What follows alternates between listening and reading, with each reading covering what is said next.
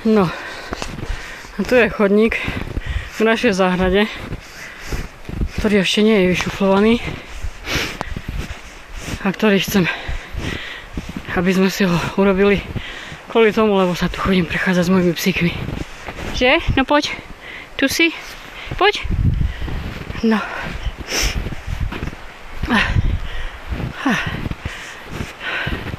No a teraz takto krásne vidno našu bránku do záhrady. Myslím si, že aj vidno krásne našu záhradu zasneženú.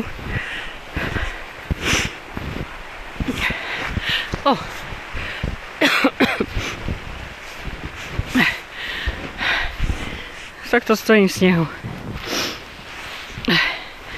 Za iné okolnosti sa takto k plotu nedostanem. A tu je pohľad na našu záhradu krásnu. Všetko je krásne pod snehom. Všetko nám krásne spí. Ani hojdačku nie je vidieť. Ani lavičku. Má krásnu zasneženú záhradu.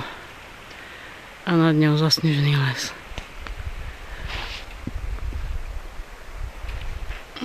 Mám chatku teta Hezrova. O, tam ďalej. Lia.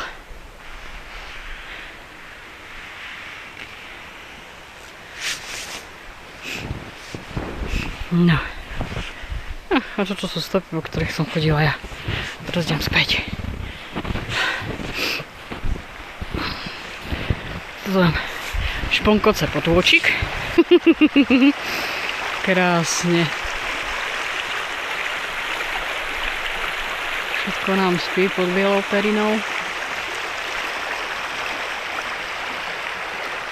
A niekedy v lete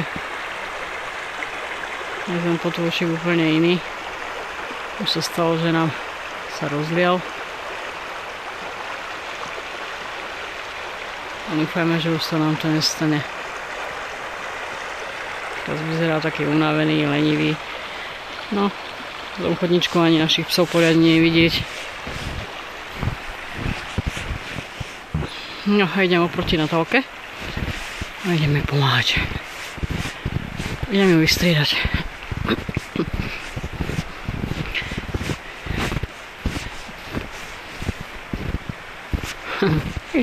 Psi mi idú v petách. Tommy. No poď, detko.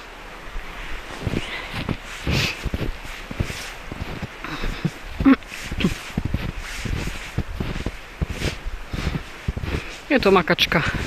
Ale treba nám aj trochu pohybu. Aby sme nezlanívali. Taká predjarná príprava.